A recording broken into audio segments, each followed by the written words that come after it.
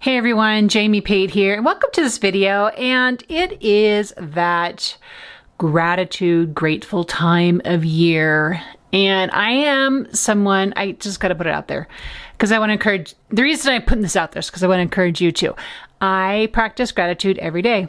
It's a habit in my morning routine to write down 5 things that I observed, watched, had happened to me, whatever, the previous day, or even in that morning, and to write those 5 things down every day. And I just want to kind of pump it up for November that we are getting ready to walk into, which is actually really, for realio, National Gratitude Month.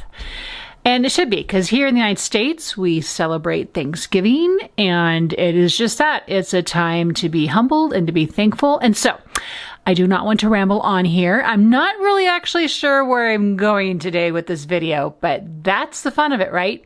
I do want to show you a couple of things, because I purposely grabbed some items that when I saw them, I'm like, I just want to make a gratitude album with these things, and I'm sure much more will come in here.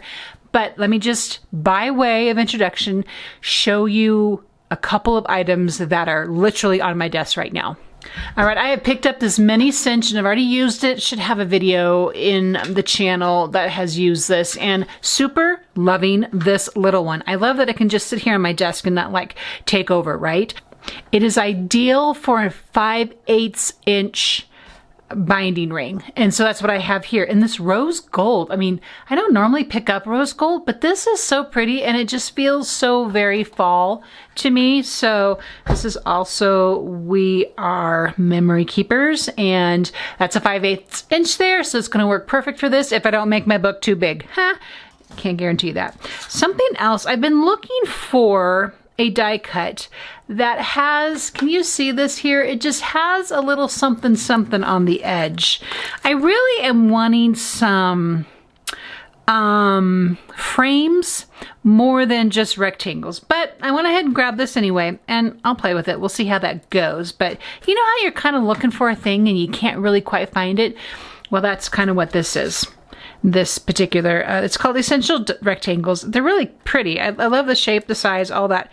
We'll see how it goes. Okay, so Jen Hadfield has come out with this collection that is called Peaceful Heart. Okay, number one, the name is beautiful, and I, for one, could definitely use something that promotes a peaceful heart. So I thought this paper was super beautiful, and I can just really appreciate the sentiments. And so grab that. I think, you know, ledger paper, grabbed a couple of those. Super beautiful. I love this kind of rust, and for sure the polka dots. So that's a favorite. That is a beautiful pattern there. And then these like sunrises on the other side. I always love a good quote card, so these are going to find their home in my book, and this is a great pattern as well. Kind of an abstract kind of a dot. Butterflies, need I say more? No, I don't need to. It's just a great wood pattern, right? Don't you love that? Love these two. These are all like, I'm assuming they're like 2x2s, so that's gonna be a lot of fun in this book. And of course, more polka dots. Oh, love me the polka dots. This was a sweet little print, and I love the name of that paper, Be Kind. And that might look a little crazy there in the video, but kind of like a herringbone in black. And this is called Tranquil, and I don't think I'm a huge fan of the fish, but I am a fan of stripes. So I had to grab the stripes, and this paper is called Let Go. And it beautiful, this reminds me, oh, I have it right here. This makes me think of Victorian velvet distress oxide. So that for sure is going to find its home in here. I also think I am going to be wanting to use distress oxide wild honey with these as well. Okay, tags. I mean, you can't have too many tags, right? Peace be still. Just be there and breathe. Whatever makes your soul happy, do that. Celebrate. So, that was a big theme even just this morning. Celebrate, celebrate, celebrate. Oh, I love that. What's on the other side? A great grid pattern. And then this is just beautiful. It's called Blessed. A little diamond pattern there. This one's called Self-Care. And of course, I got this because 2 reasons. For the black dot, and then I love the little strip on the top is grateful, calm, blessed, thankful, rested. I mean, just that alone is awesome. So I'm going to just start by creating a cover. I'm going to make this a smallish book. It's not going to be any bigger than 4 by 6. Here's a sneak at a 4 by 6 I just did. Ah, okay, you got to wait for that one to actually come out. But I had so much fun making that size that that's what this size is going to be. 4 by 6 covered, 4 by 6 covers. Here we come.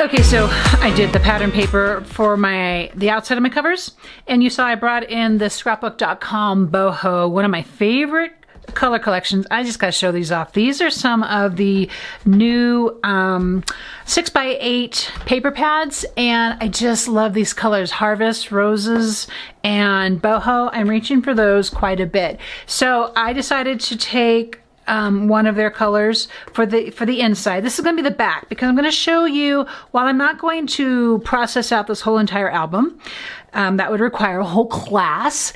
I do want to show you one of the things I like to do. Don't do it all the time, but I just got these nested pocket shaped dies, and I want to put a pocket on the inside. And I want to include journaling prompts for I would ideally every day of the month. I don't know if I'll get to every day of the month, but I want to have them here in a place. Okay, I went ahead and die cut this nested pocket, and I just grabbed a piece of scrap paper that I had in my stash. It's not going to matter what it looks like because it's going to be a hidden pocket. With this die, you can see that there is a fold that is a score rather that is made when the pocket is die cut. So on the back side of this piece here, and come down about this far, I'm going to take my 1/8 inch adhesive. After folding on the score, I'm going to open it back up and then add this 1/8 inch adhesive, double-sided adhesive. And I will use this to adhere it to the back side of my cardstock, which hence makes for the hidden part, right? Okay, so once I've done that, I'm going to fold these back over. It's going to be a little sticky, but just be careful not to permanently adhere your fingers to your paper. And I'm going to come down about 2/3 and adhere that in place. While I'm on the back side of my cardstock, I am going to cut a slit the same width as my pocket. Be on the safe side with your knife and make several passes. Paper is thin enough, it's going to cut for you really well. Now that the pocket is cut, it feels a little flimsy, but it's going to be very secure once this has been adhered to the back side of this mini album cover. So no worries. And then I'm going to show you how we can reinforce the pocket even a little bit more. So I need a reinforcer that's about 1 3/4 inch wide. I'm going to take another piece of pattern paper and trim it to about 1 1/4 inches wide by, you guessed it, the 3 3/4, right? The 3 3/4. Okay, and then while I still have this open, I'm going to grab a bone folder and I'm going to go up at about 1/2 inch.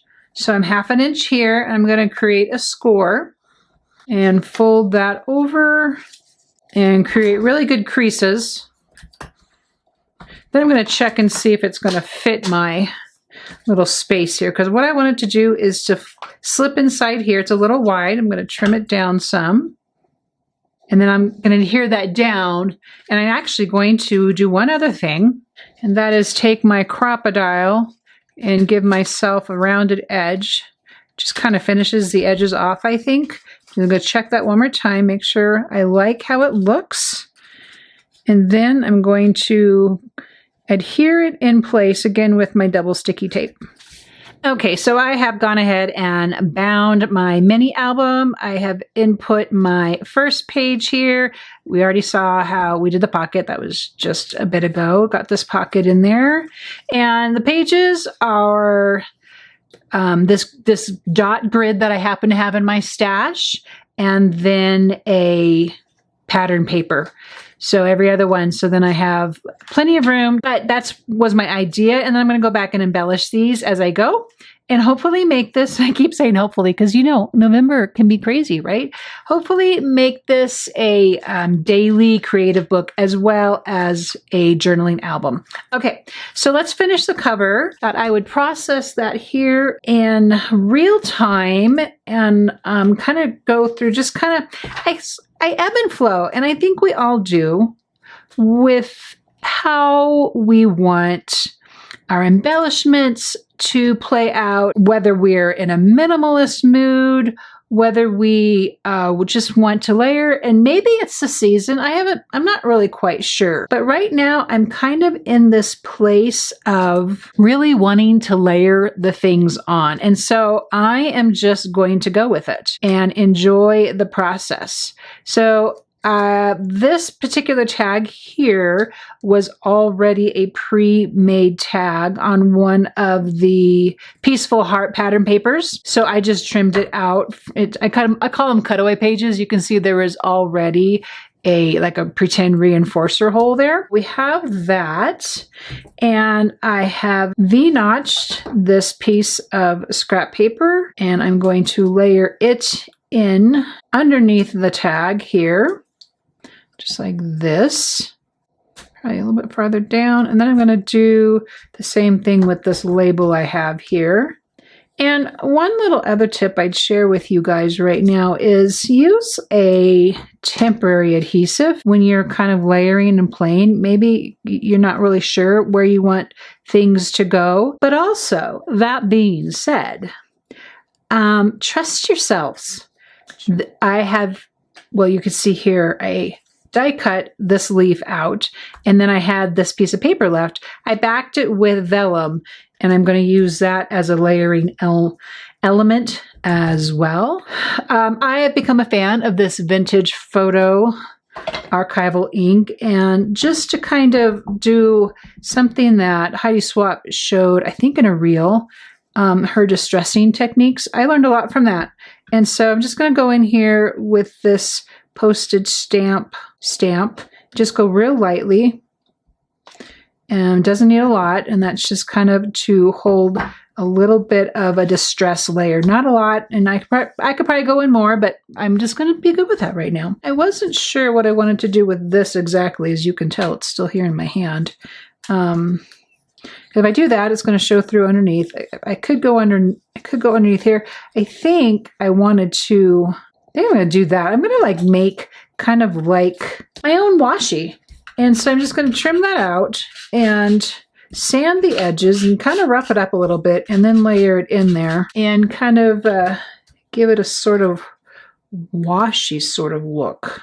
I'm going to rough this up here. I can't go rip it now because it's too late. It's too small to try and rip. So take a tool, even like a metal ruler, and just speed up the sides of something to give it an unperfectly cut kind of vibe. So that's what we did there. And I'm just going to grab another piece of adhesive here. So that is one of the manufacturer's strips. I referred to that earlier, and just a great way to get more mileage and making your own sort of embellishments by using these strips one way or another. I use them all the time. Love them. Okay, I grabbed this scrapbook.com Sweet Expressions stamp set. I need to get some more usage out of this, but I'm making a little phrase here, sort of a journaling strip. I have grateful on there, and I want to put currently right in front of it, and I'm using the vintage photo.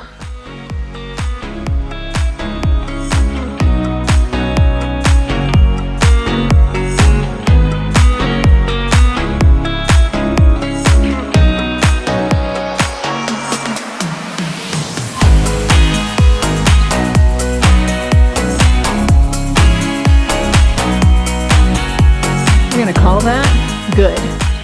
Thank you so much for watching this video. I hope you gained something. I hope a couple of the tips will encourage you too to make a gratitude album for this time of the year or any time of the year. And I will see you in the next video.